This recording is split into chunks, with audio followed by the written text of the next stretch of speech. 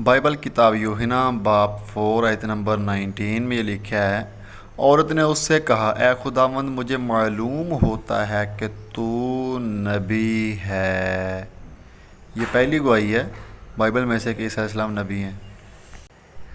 लुक्का की किताब बाब नंबर 7 और आयत नंबर 38 और 39 में ये लिखा है, उसकी दावत करने वाला फरीसी ये देखकर अपने जी में कहने लगा कि अगर ये शख्स नबी होता तो जानता कि जो इसे छूती है वो कौन और कैसी औरत है, क्योंकि बदचलन है।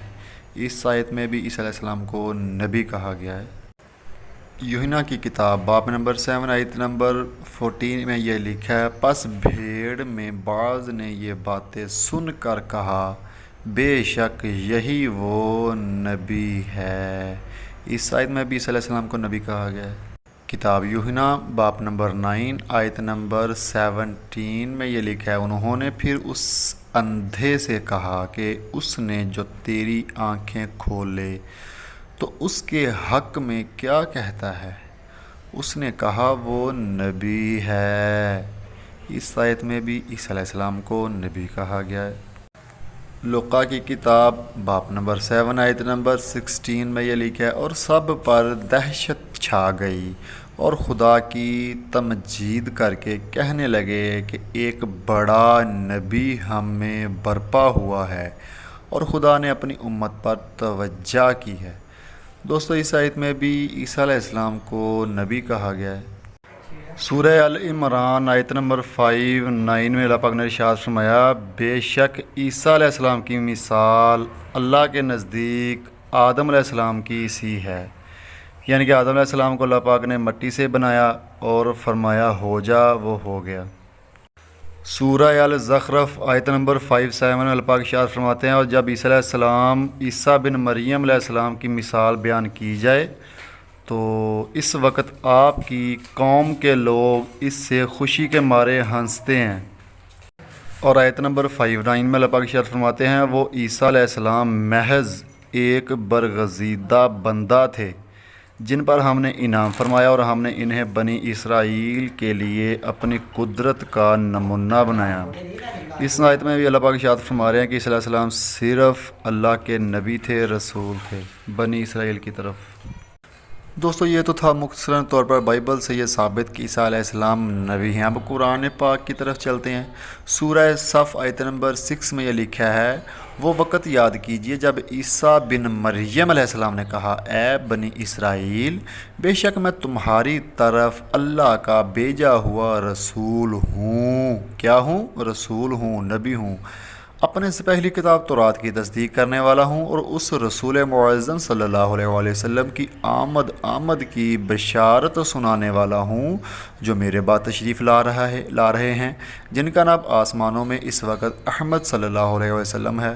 फिर जब वो रसूल आखिरुज़्ज़मान मुहम्मद सल्लल्लाहु अलैहि वसल्लम वाज़िया निशानियाँ लेकर उनके पास तशरीफ़ लाए तो वो कहने लगे, ये तो खुला जादू है।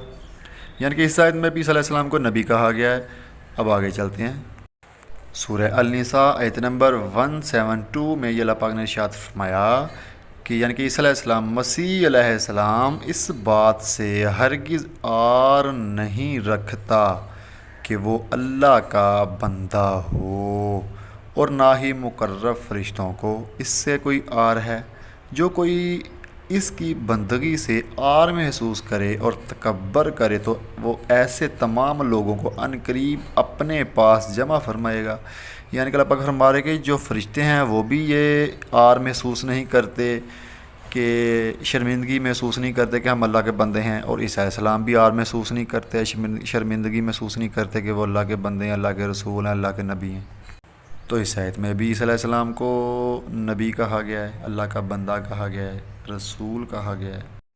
सूरह अल-माइदा आयत नंबर 116 में ये अल्लाह पाक ने इरशाद फरमाया, और जब अल्लाह फरमाएगा, ए ईसा बिन मरियम, क्या तुमने लोगों से कहा था कि तुम मुझको और मेरी माँ को अल्लाह के सिवा दो माबूद बना लो, यानी कि दो खुदा मान लो।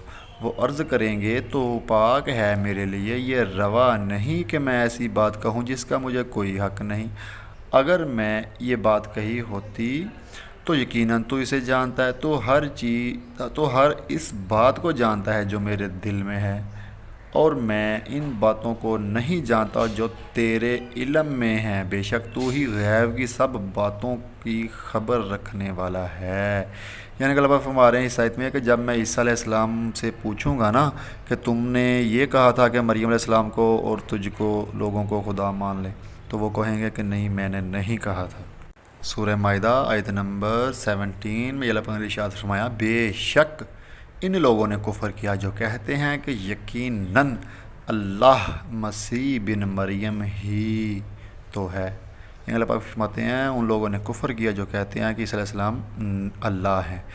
آپ فرما دیے محمد صلی اللہ علیہ وسلم، آپ فرما دیے پھر کون ایسا شخص ہے جو اللہ کی مسیح میں سے کسی شے کا مالک ہو، اگر وہ اس بات کا ارادہ فرما لے کہ مسیح بن مریم اور اس کی ماں اور سب زمین والوں کو ہلاک فرما دے، تو اس کے فیصلے کے خلاف انہیں کون بچا سکتا ہے؟ اور آسمان اور زمین اور جو کچھ کائنات ان دونوں کے درمیان ہے، سب کی بادشاہی اللہ ہی کے لیے ہے، جو چاہتا ہے پیدا کرتا ہے، اور اللہ ہر چیز پر بڑا قادر ہے۔ سورہ الانبیاء آیت نمبر 107 میں اللہ پاک نے ارشاد فرمایا، اور اے محبوب مصطفیٰ، اے رسول محتشم صلی اللہ علیہ وآلہ وسلم، ہم نے آپ کو نہیں بھیجا مگر تمام جہانوں کے لیے رحمت بنا کر، یعنی کہ رحمت بنا کر محمد صلی اللہ علیہ وسلم کو تمام جہانوں کے لیے بھیجا اللہ پاک نے۔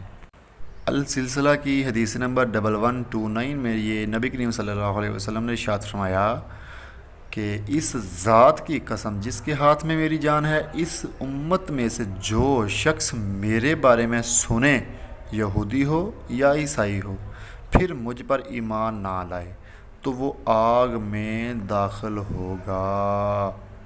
دوستو، اب میں نے آپ کو قرآن اور بائبل سے بتا دیا کہ عیسیٰ علیہ السلام نبی ہیں، اور حدیث بھی ایک آپ کو بیان کر دی محمد مصطفیٰ صلی اللہ علیہ وآلہ وسلم کی۔